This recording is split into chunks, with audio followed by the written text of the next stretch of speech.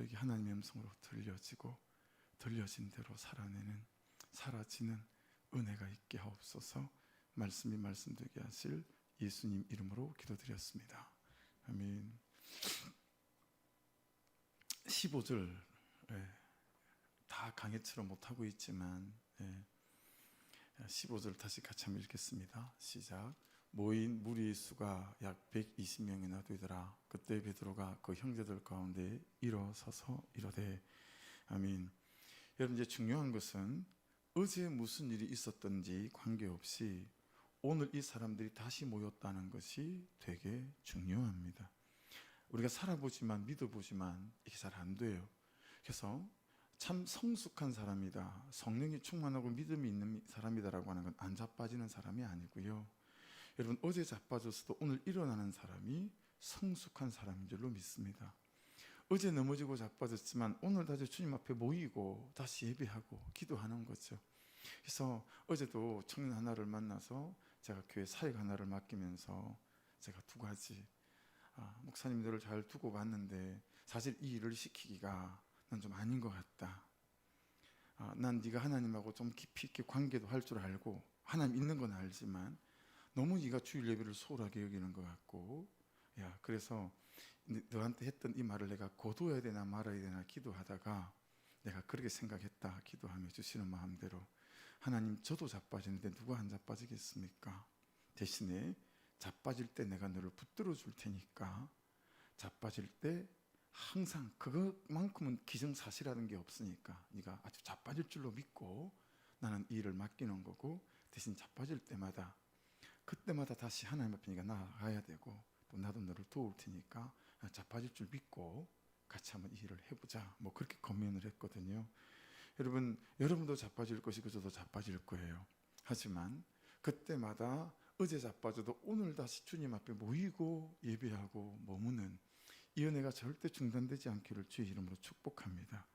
그래서 넘어지고 자빠지는 거 당연한 거니까 넘어지고 자빠진 사람들이 손을 붙잡아 주시고 품어주시는 은혜가 있기를 주의 이름으로 축복합니다.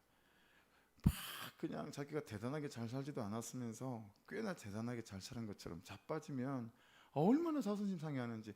내가 볼 때는 맨날 자빠지면서 한번 자빠지면 얼마나 자존심이 막 상해가지고 아이고 참 진짜 누가 보면 말을 안 해서 웃을 일이에요. 여러분, 넘어지고 자빠지는 거 나는 당연하게 여기고 하나님 제가 그래요. 그리고 내일 다시 일어서시는 은혜가 있기를 주의 이름으로 축복합니다. 여러분, 예루살렘을 떠나지 말고 내게서 들은 바 아버지 약속하신 것을 기다리라, 이 말씀을 남기고 예수님은 이제 가버리셨어요. 오죽하면 성천하신 거 하늘만 쭉 쳐다보고 있었잖아요. 이제 오롯이 남은 것은 남은 사람들의 문제가 됐어요. 그렇죠? 여러분, 내가 살아내야 될 나의 삶을 누구도 대신 살아주지 않죠.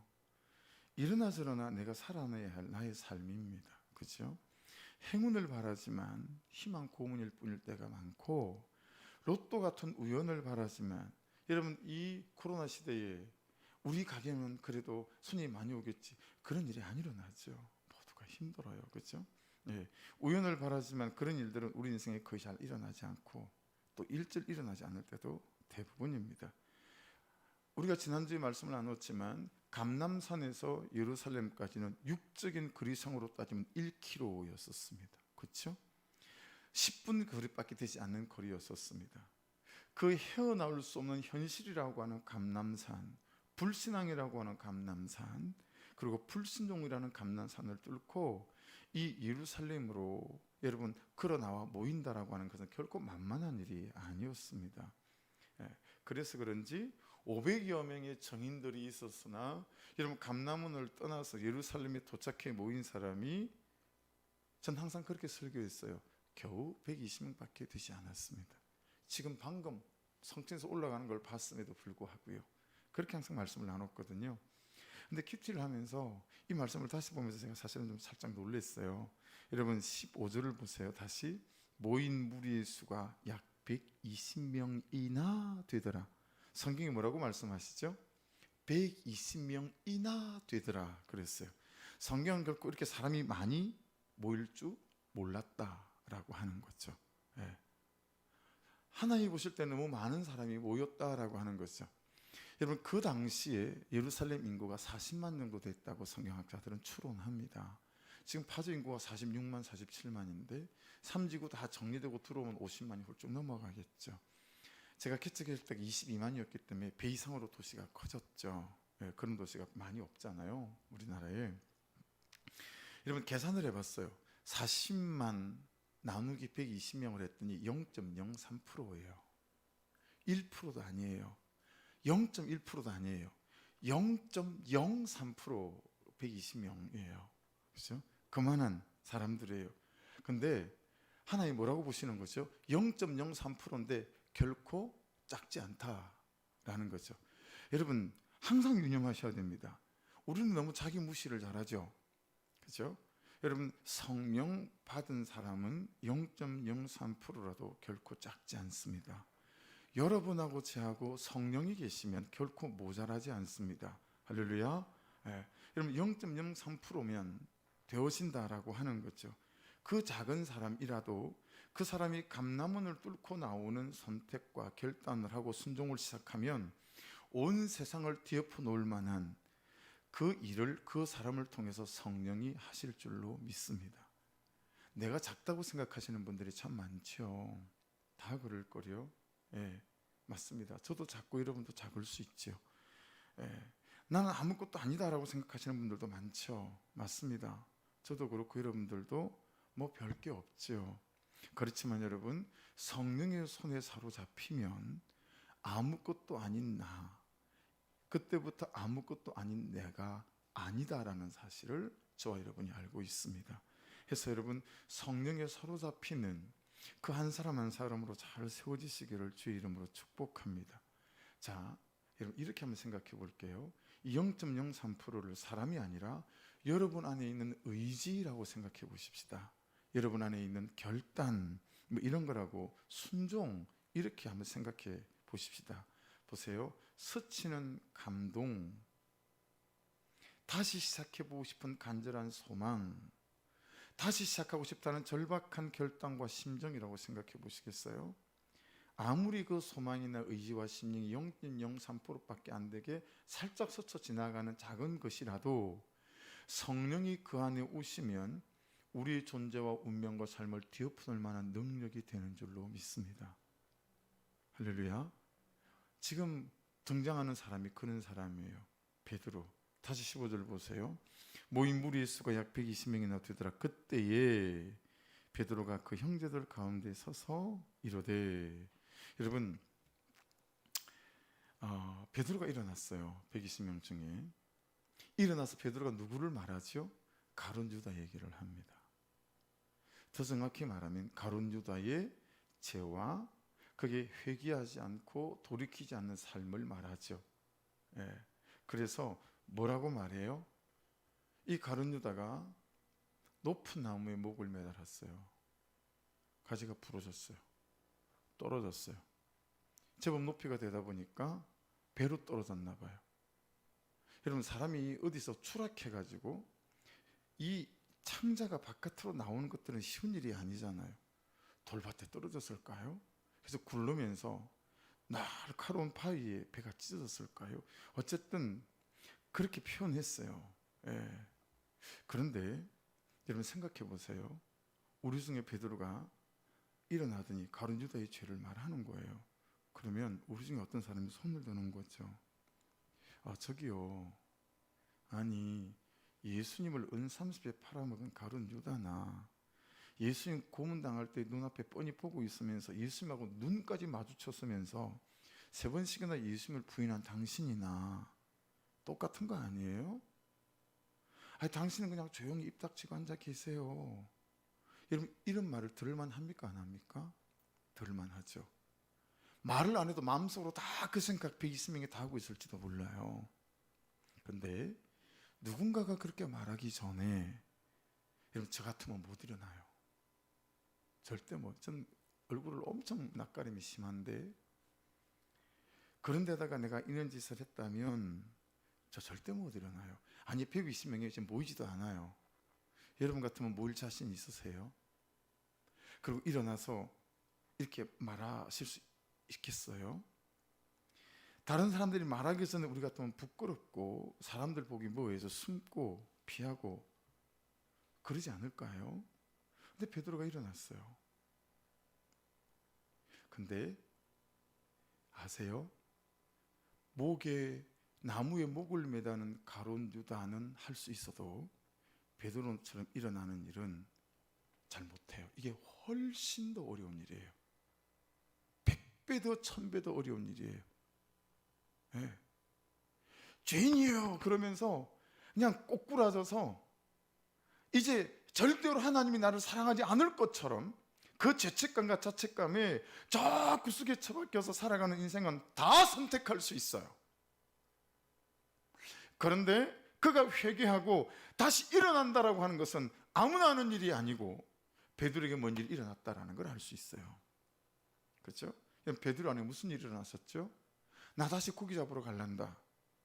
나는 예수님 복음을 전하고 나는 인간이 있는 인간이 아니더라.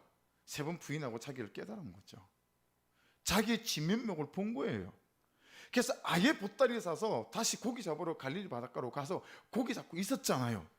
요한복음 21장에. 근데 누가 왔죠? 부활한 예수님이 찾아오셨어요. 예수님과의 만남이 일어난 거죠. 여러분, 예수님과의 만남이 일어나니까 세상 천지 베드로처럼 당당한 사람이 없는 거죠. 여러분, 예수 만나 당당해지시길 주의 이름으로 축복합니다. 할렐루야. 그 어떤 죄도 씻어내시는 보혈, 그 어떤 우리의 허물도 씻어내 놓으신 이 예수의 보혈이 여러분, 저와 여러분의 보혈인 줄로 믿습니다. 19절 보세요. 19절. 여러분의 성경을 19절을 보세요. 다시 읽어볼게요. 시작.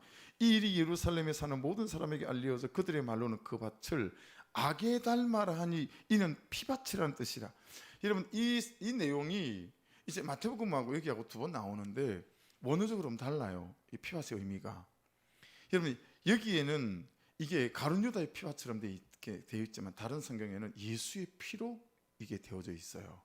무슨 얘기냐면 예수의 피를 의지하지 않으면 자기 피를 흘려야 돼요. 하지만 예수의 보혈을 의지하면 여러분, 예수의 보혈이 나의 죄를 씻어내셨기에 우리가 다시 시작하는 은혜가 임하게 되는 줄로 믿습니다. 할렐루야. 오해며 착각입니다. 돈 때문에 일어날 수 없다는 거. 오해며 착각이요. 제발 이거는 착각에서 헤매지 마십시오. 실패 때문에 다시 시작할 수 없다는 거 오해며 착각이에요. 굉장히 주제넘은 생각이에요. 상처 때문에 처음 같은 마음이 안 된다. 몰라서 그래요. 오해며 착각입니다. 여러분, 내 마음에 예수께 쏘시고 예수를 만나면 그런 것은 아무것도 아닙니다. 할렐루야. 따라하십시오. 내 안에 예수가 없을 뿐이다. 한 번 더. 내 안에 예수가 작을 뿐이다. 할렐루야. 내 안에 예수가 없을 뿐이고 예수가 작을 뿐이에요. 그 예수로 충만하고 가득하면, 그 예수로 만나면 여러분 다시 일어날 수 있는 거죠. 판교 우리들 교회 부목사님 아버님이 개척교회 목사였습니다. 계속해서 교회를 이제 막 세워가는데 그냥 운행을 하시다가 사람을 치었어요. 사람이 죽었는데 이 사람이 4대 독자예요. 4대 독자. 판사가 재판을 어떻게 했냐면 피의자 측 가족하고 합의만 보면 바로 석방해 주기로 그렇게 판단이 떨어졌는데 이 사람들이 용서할 마음이 없는 거죠. 합의해 줄 마음이 없는 거예요. 근데 이 목사님도 4대 독자라는 얘기를 듣고는 가서 차마 합의해 달라고, 용서해 주십시오라고 말은 하지만 합의해 달라고는 말을 못 하는 거예요. 근데 이 4대 독자, 이 사망한 이 사람의 외할아버지가 목사님이었던 거예요. 이 목사님이 너무 가슴이 아파서 새벽에 기도하는데 하나님이 찾아오신 거예요.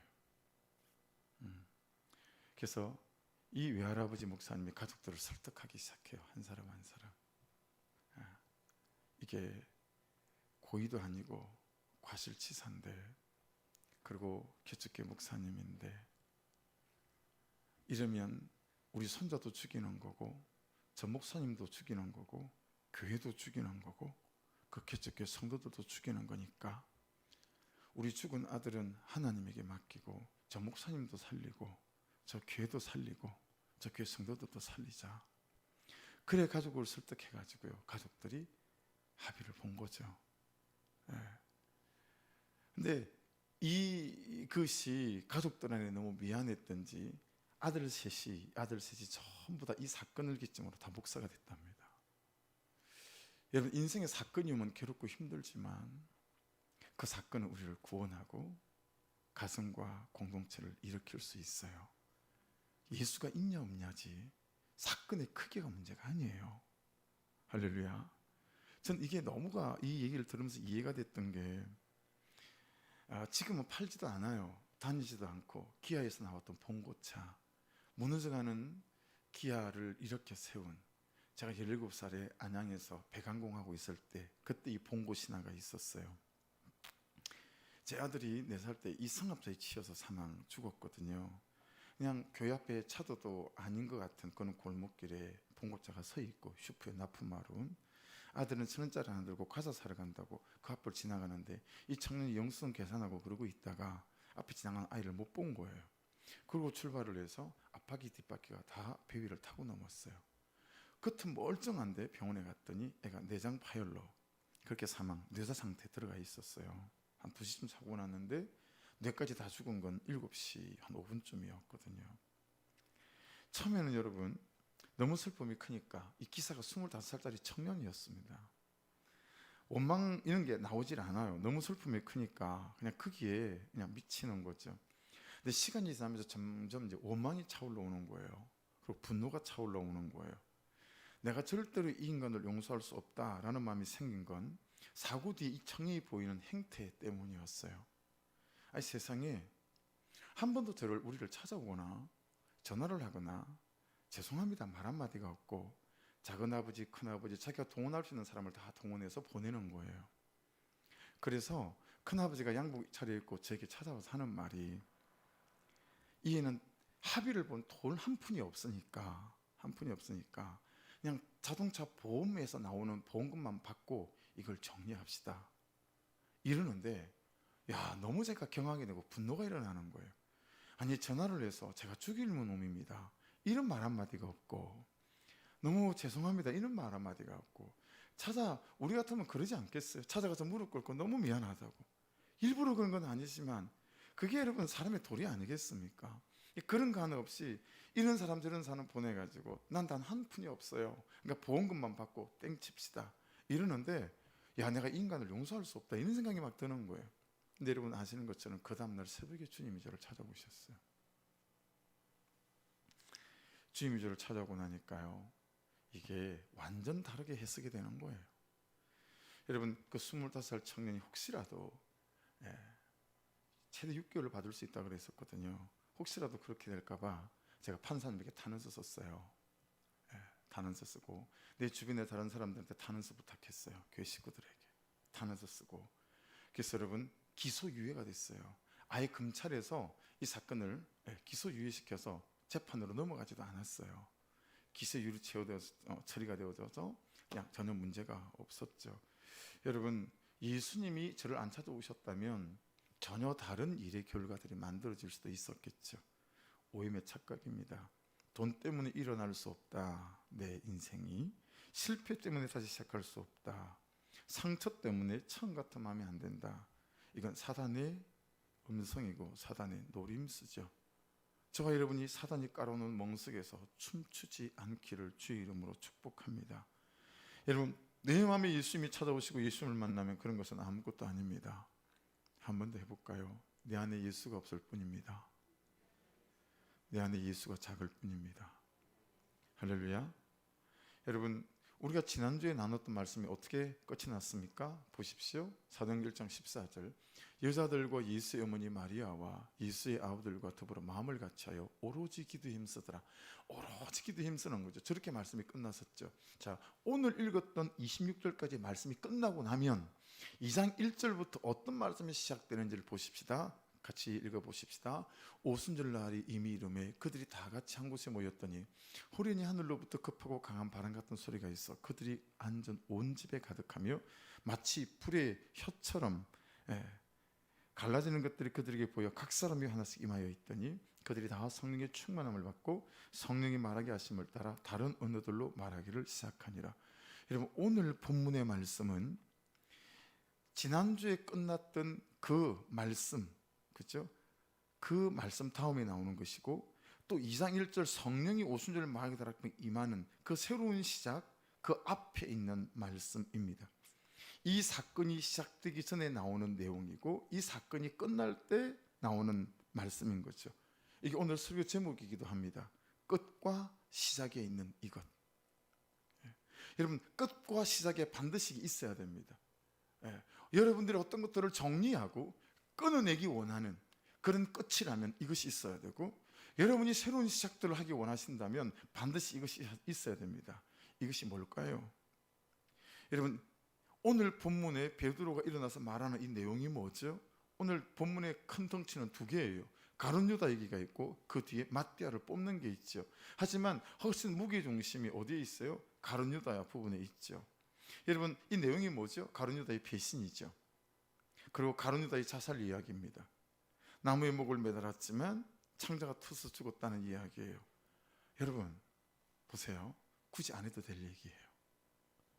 굳이 성경에 실지 않아도 될 얘기예요. 아니, 이렇게 120명이나 와서 성령 받기 위해서 기도하고 의사 우리 할 수 있습니다, 다시 시작해 보십시다. 여러분, 그렇게 새로운 시작과 도전을 막 꿈꾸고 있는 때잖아요. 그리고 기도하고 있는 때잖아요. 여러분, 굳이 안 해도 될 얘기, 굳이 모르는 사람들이 있다면 모르면 더 좋은 얘기, 조용, 이래야 될 얘기. 여러분, 굳이 가룟 유다가 배신했던 얘기가 무슨 자랑입니까? 그가 자살했던 얘기는 얼마나 수치스러운 얘기입니까? 그가 떨어져서 창자가 터서 죽었다는 얘기. 여러분, 우리 공동체에 그런 얘기가 있다면 어떻게든 막아야 되잖아요.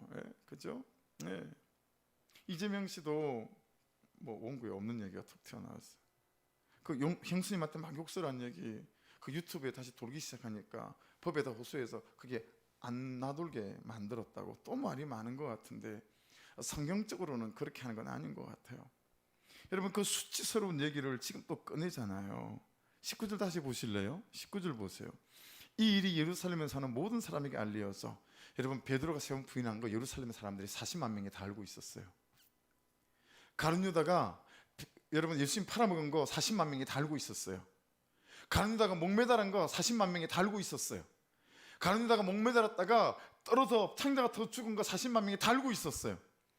이 수치스러운 얘기를 이 대목에 왜 꺼내야 되냐고요. 또 왜 꺼내야 되냐고요. 성경은 이 묻어두고 싶은 얘기, 이 정말 창피한 수치스러운 얘기를 끄집어내십니다. 왜일까요? 여러분, 베드로와 예루살렘 교회 공동체의 끝과 시작이 있어야 할 일이기 때문에 그렇습니다. 그리고 오늘을 사는 우리 각자의 끝에 있어야 하는 일이고 시작하는 지점에 꼭 있어야 되는 일입니다. 그게 뭐죠? 회개입니다. 그게 무엇입니까? 회심입니다. 깊은 회개와 깊은 회심. 여러분, 내가 살아왔던 그 죄된 어떤 중독된 삶, 이게 잘못된 건 줄 알지만 계속하고 있는 그 삶을 끝장내고 싶다면 그 끝에는 반드시 회개여야 끝이 나는 줄로 믿습니다. 깊은 회개, 깊은 회심.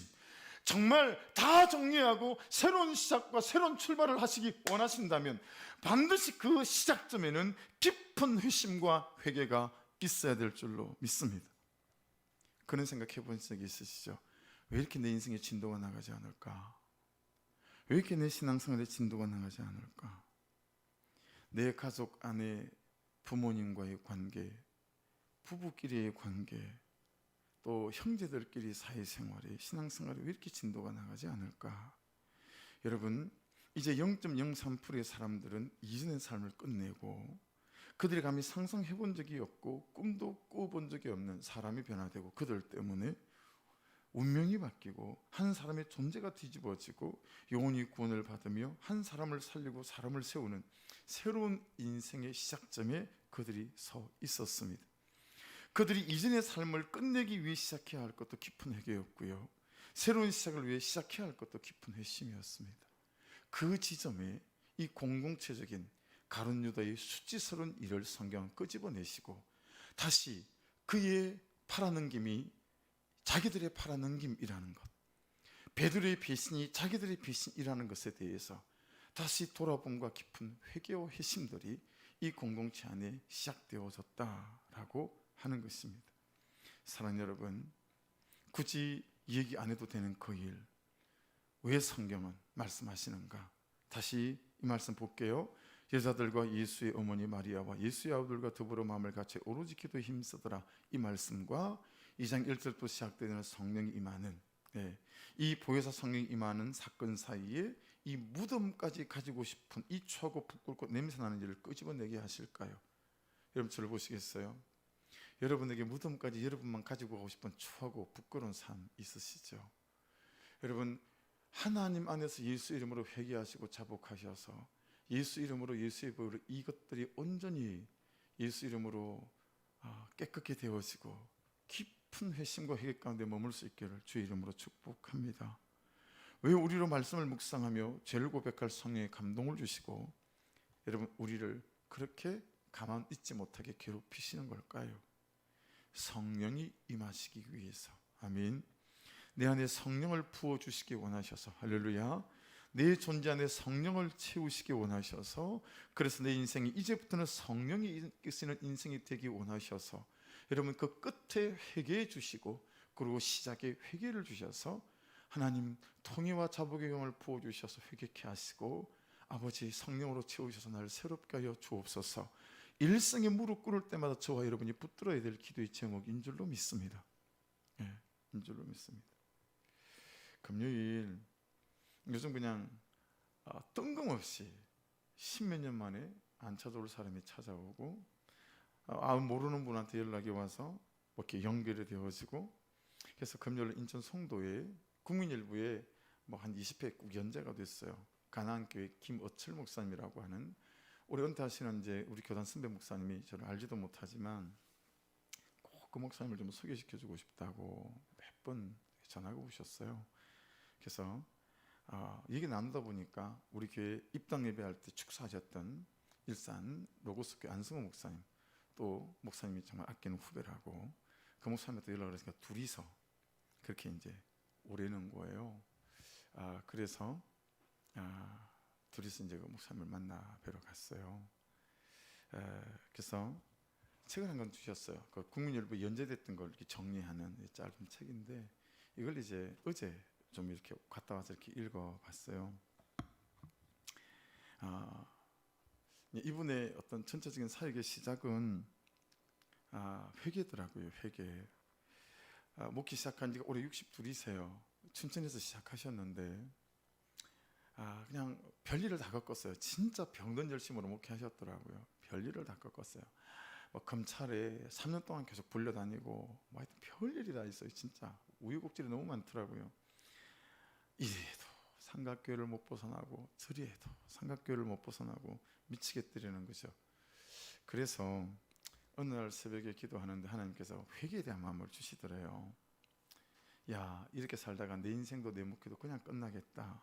그래서 깊은 회개에 대한 감동이 밀려와서 야, 세상에 40일 회개 금식 기도를 시작하셨다는 거예요. 그래서 이제 40일 회개 금식 기도를 끝나고 났더니 하나님 물어보시더래요. 너 왜 금식했냐? 이렇게. 그래서 이분이 이미 엄청난 실패를 맛보고 부도를 맛보고 했기 때문에 교회를 짓다가 참 별일이 다 있어요. 그래서 목사님, 다른 목사님하고 수표 해서 돈 건네주는데 세상에 목사님 손에 있는 수표를 붙잡고 도망가 버리고 그런 일도 있나 봐요. 그래서 쫓아가지를 못했대요. 야, 무슨 목사가 저런 목사가 다 있냐? 그리고 못 쫓아갔대. 너무 어이가 없어가지고. 주여, 여러분 사람은 목사고 뭐 집사고 사랑의 대상이지. 야, 정말 믿음의 대상이 아니에요. 그죠? 제가 주님을 얻기 위해서 금식했습니다. 그게 정말 그분의 고백이었대요. 하나님, 저 이제 다른 거 안 붙잡습니다. 저 주님만을 붙잡겠습니다.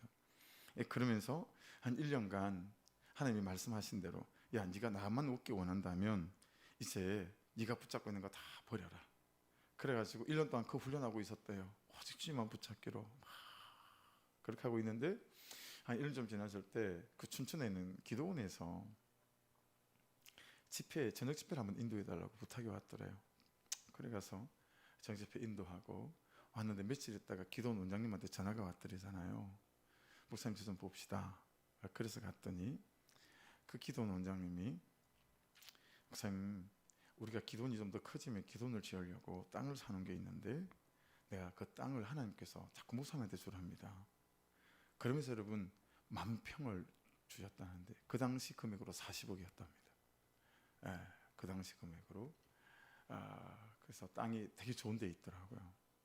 그게 이제 가나안 교회에 하나님이 일하시기 시작한 시작이에요. 여러분 송도에 가보셨어요? 외국 같아요. 외국. 야, 우리나라 강남을 송도에 비하면 저 시골이에요. 시골. 제가 깜짝 놀랐어요. 촌놈이 금요일날 송도 가보고 와 막 이랬더니 다른 목사님들이 목사님 처음 와봐? 예, 처음 왔습니다. 그래서 막 입이 쩍 벌어져 가지고요. 야, 우리나라에 그런 도시가 있는지를 몰랐어요.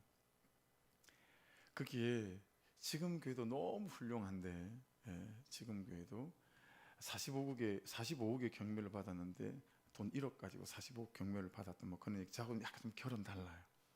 저하고 약간 좀 결은 달라서 좀 마음이 어려운 게 좀 많이 있긴 했지만 이 하나님께서 어떻게 일하셨는지는 이렇게 많이 깨달아지더라고요.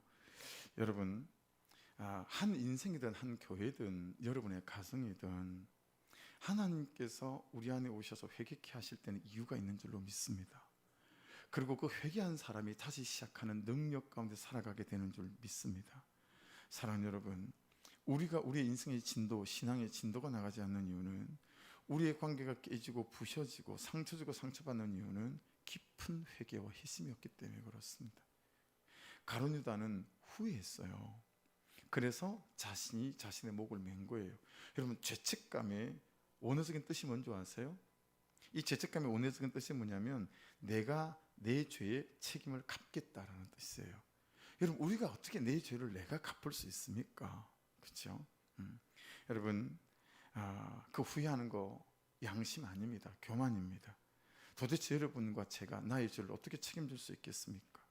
여러분, 가정이든 여러분 각자든 공동체든 공동체적인 회개 없이는 공동체 성령이 말 수가 없기에 이 가룟 유다의 죄를 수치를 끄집어 내신 거지요.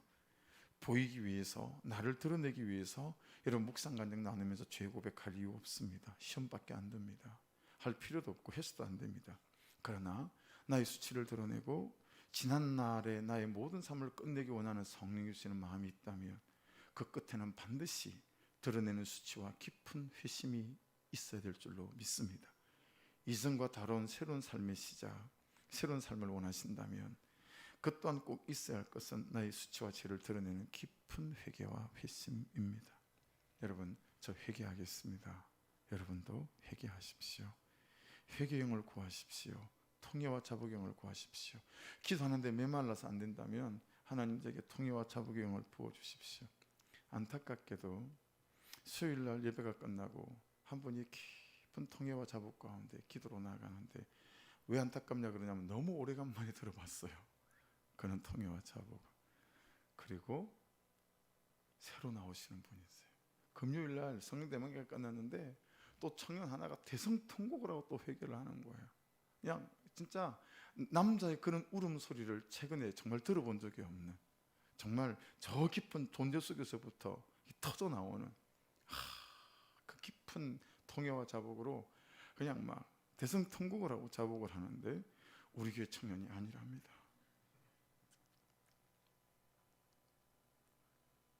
9시 기도회도 와요. 화요일날 중국 9시 기도회도 계속 오고 퇴근하고 와서 기도하고 집에 가서 씻고 9시 기도회 나와요. 근데 우리 교회 청년이 아니랍니다. 주말마다 남양주까지 교회를 가요. 직장 때문에 일로 이사를 온 거예요. 혼자. 예수 믿은 지도 4년밖에 안 됐어요.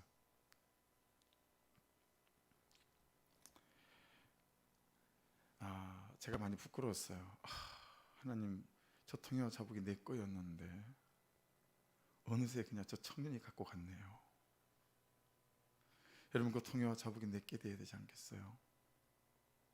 내가 울어야 되지 않을까요?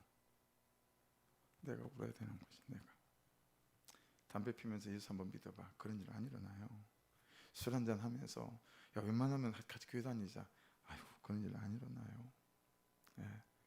여러분 요나 선지자가 고기 뱃속에 3일간 밤낮으로 회개하잖아요.